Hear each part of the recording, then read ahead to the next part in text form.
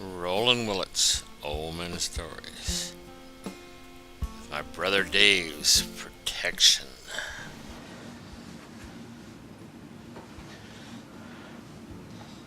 Do you realize that your fly's open? No. Recording. We're recording that. Oh, I was going to cover it with my shirt there. So, Oh, okay. So, Okay. yeah, how do you... Okay, you ready? Sure. Roland Willits, Old Men Stories. I got my brother Dave with me today. And we're sitting up here in the second floor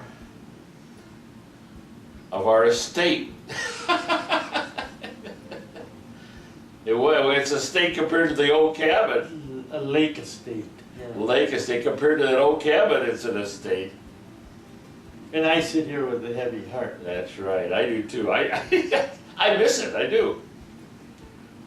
No, I missed the big fish yesterday. That's right, that's right. Today, I'm going to take your mind off. That was a huge fish. That sucker was big. Biggest fish I ever seen. Oh, Freshwater fish. Yeah, and it was at our little lake, Lizzie. Wow. I believe the lake isn't big enough for that fish. I think so too. That sucker was The big. lake isn't that big for that fish. That's right. It's just huge. I mean, it was a huge fish. I have a huge net, and I didn't think I was going to get it in that net when it was getting close. So, but that's a cool memory. We're talking today about protection. That's what our show is about this week. Protection. And I thought about it. I says, Dave and I both were protectors. We both were in the military. So that's it. So I didn't really volunteer. I was sort of drafted. But You had an early trade up. that's right. You had an education, That's right. or part of an education. That's right. And I got to go a special way. But you joined. No, I didn't join. You didn't join. I got no beforehand. Yeah, you got no beforehand. So I was just a kid. you were just a baby. I was just a kid. I wasn't even 19 years old. Yeah, no. And 20. I wasn't 20 years old. I was 19, not 20. one of the exciting things that you did, and you weren't luckily in a war. Okay, you were just lucked out. However, you got to drive in what? Tanks. Yeah. 52 tons of cold steel in the winter. It was in Germany. Germany, yeah. Ooh. Right on the Russian front. Yeah, right up next to the border. So you drove back and forth with your gang. Did you get to know them well? Well, you didn't actually move. You just the people who were on the border. I wasn't on the border. I was second. Oh, back. okay. They just parked their armor there, their tank there, aimed it to the east and just sat in it day in and day out. You drove it around a little though, didn't you? Oh, I drove the tank around. Didn't drive it on the border. Oh, okay. Oh yeah, we drove it around when we'd go to training. You know, different parts of Germany. We would drive the tanks down to when the motor pool down to the railhead. Drive it on the rail on the flat cars. Oh. And you'd start on one end, you know, on the back end of the train. And if you were the first tank on, you'd have to drive 45 flat cars straight down there, half your track on each side hanging over. Wow. So you had to go straight for a long ways from one flat car to the next. Wow. Yeah, it was quite a task when they loaded all them tanks, and then they would pull them to the other side of town, other side of the country, And they'll unload them all, same way, backwards though. You could just turn the tank around though, couldn't you? So you were looking you were looking forward? Or not? When you drove on, you were looking forward, when you drove off, you weren't, no, you couldn't turn the tank. You like couldn't turn the tank, you weren't in the turret Well, when you drove, you were sitting it's too- it's inside too and hard looking not out to- a little hole, right? Well, it had a flap that you could open the hatch. Right, The yes. seat would come up where your head was out. Oh, okay. And then when you needed to be covered, your seat would go down, you'd close the hatch, and you just looked out, little bitty, like windows. They weren't really windows, they were like periscopes, windows. Oh, okay. How many times, did you shoot it much? Just in training. Did you get to shoot it though? You got to shoot it? Oh, yeah. They're fired out electronically. And they have one guy who's the loader, Right, so when you shoot it, it recoils. And it recoils and the spent shell falls on the floor, and then the barrel comes back and the breech is open. You put another shell in it and close it, and then shoot it again, it recoils. Do they have the old tap on top of your helmet when it's ready or not? Or No, do they say? no, you just, actually you have a little thing here where you can talk into it. Oh, okay. With a little mouth. You look like a motorcycle guy. Oh, do you? One of those people now that, a lot of times you have a husband and wife on one of those Gold Eagle Right. motorcycles. And, they can talk to each other, and that's kind of the way it was. So, or could you hear it clink when you hear it lock into place? Could you hear those things echo a lot, don't they? When everything you do in metal, it echoes through the whole. Well, there's a lot of smoke involved, and the shell, when it comes, it's rejected out of the breech. It's extremely hot, so you have to be careful after you get 5, 6 of them laying there on the floor, that you don't get your leg up close to the shell when it comes out, because it'll burn your leg up. Oh, Jesus, yeah. Put a good sized burn on them, right through your What pants. What are they, about 4 inches across at the diameter shell? Well, they're Chamber? 105 millimeters. I can't. 150. What is that in the inches? How many millimeters in an inch? I'm sure it was a good 5 inches across. Good, okay. It's a good size shell. That's a big shell. Yes, yeah. And they're huge, and they're all brass, right? Yeah, the casing on them are all brass. Oh, jeez, I bet that was hot. Yeah. Sort of like touching a muffler. That'd be a good explanation. Muffler. Yeah. Wow. Yeah. So you and your crew, do you keep saying you have the same group? Yes. You had a tank commander who was usually had the most rank. It was usually at least a sergeant, Right. maybe a staff sergeant. And then you had a gunner who sat way down, and he looked through sights. So Right. he was the shooter most of the time. All the time he was the shooter. And then you had the driver, and then you had the loader. Which ones did you do? I did mostly the loading, Oh, okay. and I was also responsible for, they have a machine gun mounted Right.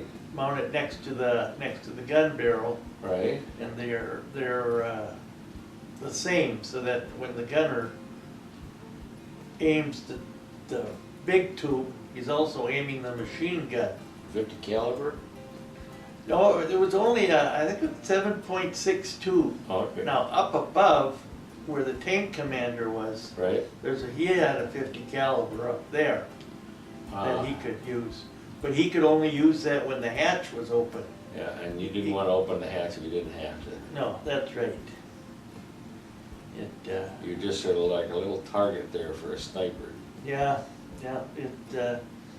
It was fun. No, it wasn't fun. It was interesting. It was fun sometimes. Yeah. When the weather was just right, the few times it was just right, yeah, I bet. Well, and you know, we did drive the tanks, you know, short distances off the base, maybe 20, 30 miles. Oh, okay.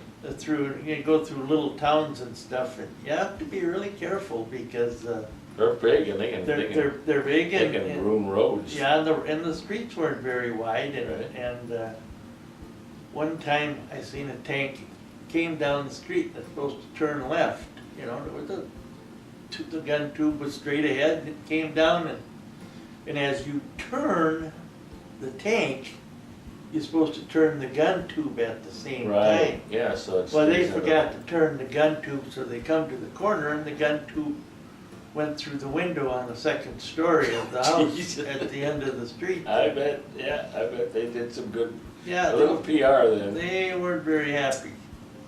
So they usually had a guy at the end of the whole column who was responsible for finding out what they broke or what they crushed, what they ran over, and then making arrangements to pay the citizens for what they destroyed. Okay, so they had a PR man There, yeah, that handled all that. the insurance inspector.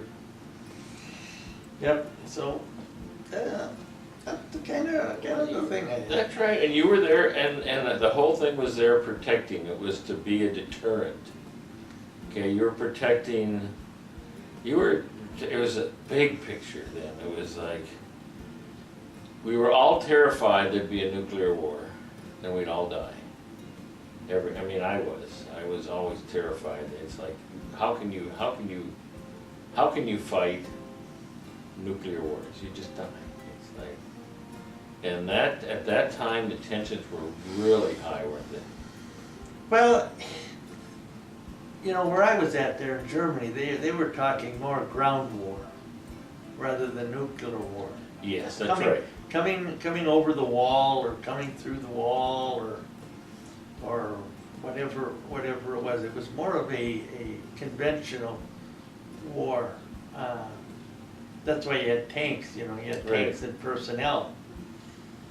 But what it ended up being is just a bunch of guys on one side of this big fence and a bunch of guys on the other side of the fence, and they would exchange things, throw magazines over for liquor back, and they knew each other. They would talk to each other across the wall. The East Germans were on one side, the West Germans and the Americans were on the other side, and they just kind of coexisted.